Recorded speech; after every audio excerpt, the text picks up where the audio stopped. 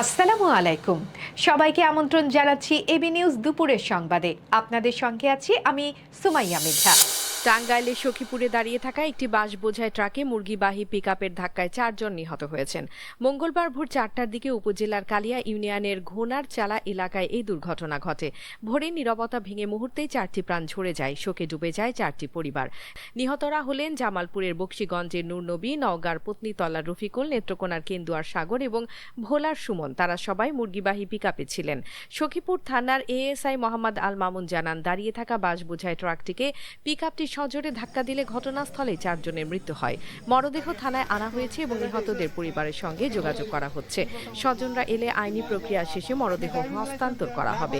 অন্যদিকে Chittagong medical college চমেক হাসপাতালকে কেন্দ্র করে দীর্ঘদিন ধরে রোগী ও মরদেহ পরিবহনে একটি প্রভাবশালী অ্যাম্বুলেন্স সিন্ডিকেট সক্রিয় রয়েছে, এ অভিযোগ বহুবার উঠেছে। সাধারণ মানুষের প্রত্যাশা ছিল আন্দোলন ও অভিযোগের পর এই সিন্ডিকেট ভেঙে দিয়ে সেবা খাতকে উন্মুক্ত করা হবে, কিন্তু সাম্প্রতিক বৈঠকে উল্টো অ্যাম্বুলেন্স ভাড়া 30% বাড়ানোর সিদ্ধান্ত নেওয়া হয়েছে। একই সঙ্গে বাইরের অ্যাম্বুলেন্সের প্রবেশে নিষেধাজ্ঞা আরোপ করায় ব্যাপক সমালোচনা শুরু হয়েছে। সংশ্লিষ্টদের অভিযোগ যে সিন্ডিকেটের বিরুদ্ধে অতিরিক্ত ভাড়া আদায়, একচেটিয়া নিয়ন্ত্রণ এবং রোগীর স্বজনদের জিম্মি করে রাখার অভিযোগ বহুদিন ধরে রয়েছে, সেই ব্যবস্থার সংস্কার বা ভাঙনের কোনো উদ্যোগ নেওয়া হয়নি। ইসলামী ব্যাংকের বর্তমান পরিচালনা পর্ষদের চেয়ারম্যান মোহাম্মদ খুরশিদ আলমের পদত্যাগ দাবিতে 1 সপ্তাহেরও বেশি সময় ধরে চলমান আন্দোলনে এবার যোগ দিয়েছেন নারী আমানতকারীরা। এতদিন শুধুমাত্র পুরুষ গ্রাহকেরাই বিক্ষোভে অংশ নিলেও মঙ্গলবার 9 জুন শতাধিক নারী আমানতকারী মতিঝিলের দিলকুশায় ব্যাংকের প্রধান কার্যালয়ের সামনে সচেতন গ্রাহক ফোরামের ব্যানারে অবস্থান নেন। সকাল 10টার দিকে পূর্ব ঘোষিত কর্মসূচি অনুযায়ী বিক্ষোভ শুরু হয়, যা আন্দোলনে নতুন মাত্রা যোগ করেছে। নারী আমানতকারীরা জানান, ইসলামী ব্যাংক দেশের অর্থনীতির একটি গুরুত্বপূর্ণ স্তম্ভ। তারা মনে করেন, ব্যাংকটি ক্ষতিগ্রস্ত হলে দেশের সামগ্রিক আর্থিক স্থিতিশীলতায় হুমকির মুখে পড়বে। রাষ্ট্রের বৃহত্তর স্বার্থে এবং নিজেদের আমানতের নিরাপত্তা নিশ্চিত করতে তারা রাস্তায় নেমেছেন। তাদের মতে, ইসলামী শরিয়া ভিত্তিক ব্যাংকিং ব্যবস্থায় সুদমুক্ত মুনাফা পাওয়ার সুযোগ থাকায় ইসলামী ব্যাংক তাদের কাছে সবচেয়ে বিশ্বস্ত প্রতিষ্ঠান। অন্যদিকে আগামী বছরের মধ্যে বাংলাদেশ থেকে রাশিয়ায় জনশক্তি রপ্তানি 1 লাখে উন্নীত করার প্রস্তাব দিয়েছেন পররাষ্ট্রমন্ত্রী খলিলুর রহমান। মঙ্গলবার 9 জুন পররাষ্ট্র মন্ত্রণালয়ের প্রকাশিত এক সংবাদ বিজ্ঞপ্তিতে জানানো হয়, রুশ কর্তৃপক্ষ এই প্রস্তাবে দ্রুত কাজ করতে সম্মতি জানিয়েছে। আশা করা হচ্ছে খুব শিগগিরই উভয় পক্ষ প্রয়োজনীয় আনুষ্ঠানিকতা সম্পন্ন করবে। বর্তমানে প্রায় 10,000 বাংলাদেশি রাশিয়ায় কর্মরত আছেন। জনশক্তি রপ্তানির পাশাপাশি দুই দেশই স্বীকার করেছে যে সম্ভাবনার তুলনায় বাংলাদেশ রাশিয়া বাণিজ্যের পরিমাণ এখনও অনেক কম। পররাষ্ট্রমন্ত্রী রাশিয়ার বাজারে বাংলাদেশের রপ্তানি, বিশেষ করে তৈরি পোশাক ও ওষুধ দ্রুত বৃদ্ধির সম্ভাবনার কথা তুলে ধরেন। রাশিয়া আগামী সপ্তাহে বাংলাদেশ থেকে একটি ব্যবসায়ী প্রতিনিধি দল পাঠানোর প্রস্তাবকে স্বাগত জানিয়েছে। বিশ্বের অন্যতম গুরুত্বপূর্ণ সামুদ্রিক রুট হরমুজ প্রণালীর কাছে যুক্তরাষ্ট্রের একটি সামরিক হেলিকপ্টার বিধ্বস্ত হয়েছে। হেলিকপ্টারটিতে থাকা 2 ক্রুকে জীবিত উদ্ধার করা হয়েছে। ঘটনাটি ঘটে সোমবার 8 জুন, তবে তথ্য প্রকাশ্যে আসে মঙ্গলবার। মার্কিন সংবাদ মাধ্যম নিউ ইয়র্ক টাইমস জানিয়েছে, উদ্ধার হওয়া ক্রুদের শারীরিক অবস্থা সম্পর্কে এখনও বিস্তারিত জানা যায়নি। হেলিকপ্টারটি ছিল আপাচি হেলিকপ্টার। এটি গুলি করে ভূপাতিত করা হয়েছে কিনা নাকি যান্ত্রিক ত্রুটির কারণে বিধ্বস্ত হয়েছে তা এখনও নিশ্চিত নয়।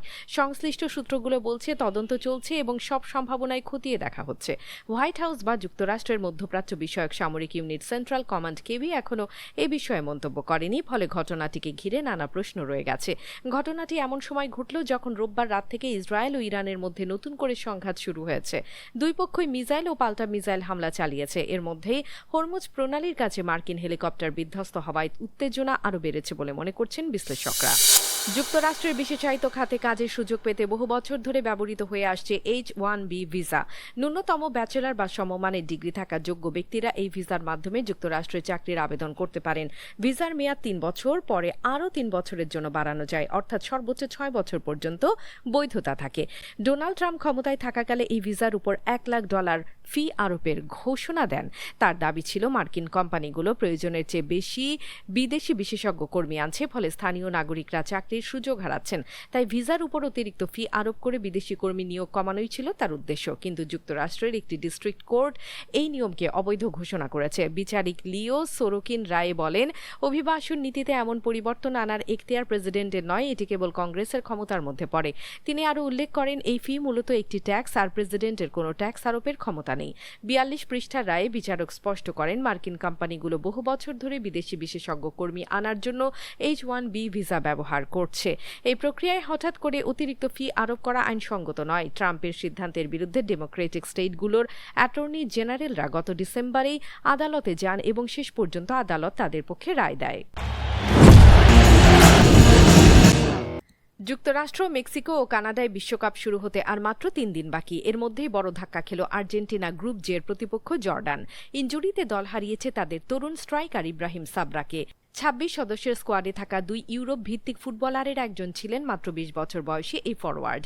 ক্রোয়েশিয়ার প্রথম বিভাগের ক্লাব লোকোমোতিভা জাগ্রেবে খেলেন তিনি। বাম গোড়ালি গুরুতরভাবে মুচকে যাওয়ায় বিশ্বকাপ স্কোয়াড থেকে বাদ পড়তে হয়েছে তাকে। গত রোববার কলম্বিয়ার বি দলের বিপক্ষে এক প্রীতি ম্যাচে চোট পান সাবরা। ম্যাচটি 2-0 গোলে হেরে যায় জর্ডান। এরপর সোমবার তার পরিবর্তে নতুন খেলোয়াড়ের নাম ঘোষণা করে দল। সাবরা এই মৌসুমে লোকোমোতিভার হয়ে 14 ম্যাচে 2টি গোল করেছেন। তুরস্কের গোজতেপে থেকে ধারে খেলছেন তিনি। জাতীয় দলের সম্ভাবনাময় তরুণ হিসেবে বিবেচিত হলেও শুরুর একাদশে তার থাকা নিশ্চিত ছিল না। স্কোয়াডে থাকা অন্য ইউরোপ ভিত্তিক ফুটবলার হলেন ফ্রান্সের স্টাদ রেনের স্ট্রাইকার মুসা আলতামারি। অন্যদিকে গত বছরের সেপ্টেম্বর-অক্টোবরে নিউজিল্যান্ড সফরের মাঝপথে নাইট ক্লাবে হাতাহাতির ঘটনায় শাস্তি পেয়েছিলেন ইংল্যান্ডের 2 তারকা। এরপর অস্ট্রেলিয়ায় অ্যাশেজ চলাকালেও কুইন্সল্যান্ডের নুসা সমুদ্র সৈকতে মদ কাণ্ডে জড়িয়ে পড়েন ইংলিশ ক্রিকেটাররা। সে বিতর্কে রেশ কাটতে না কাটতেই আবারও নাইট ক্লাব কাণ্ডে আলোচনায় ইংল্যান্ড দল। নিউজিল্যান্ডের বিপক্ষে 3 টেস্টের সিরিজ খেলছে ইংল্যান্ড। লর্ডসে অনুষ্ঠিত প্রথম টেস্ট ছিল লো স্কোরিং নাটকীয় ম্যাচ। তবুও 115 রানের বড় জয় পায় স্বাগতিকরা। এমন অবস্থায় দলের পরিবেশ স্বাভাবিকভাবেই ফুরফুরে থাকার কথা, কিন্তু এর মাঝেই ফের ঘটল বিতর্কিত ঘটনা। যদিও কি ঘটেছে তা আনুষ্ঠানিকভাবে প্রকাশ করা হয়নি, তবে তদন্তের মুখে পড়েছেন টেস্ট অধিনায়ক বেন স্টোকস এবং পেসার গাজ অ্যাটকিনসন। দর্শক, এতক্ষণ আমাদের সঙ্গে থাকার জন্য ধন্যবাদ। সর্বশেষ খবর পেতে চোখ রাখুন আমাদের ফেসবুক পেজ ও ইউটিউব চ্যানেলে। আমরা আছি ইনস্টাগ্রামেও। সেই সঙ্গে সবশেষ সংবাদ পেতে ভিজিট করুন আমাদের ওয়েবসাইট www.abnewsinternational.com-এ।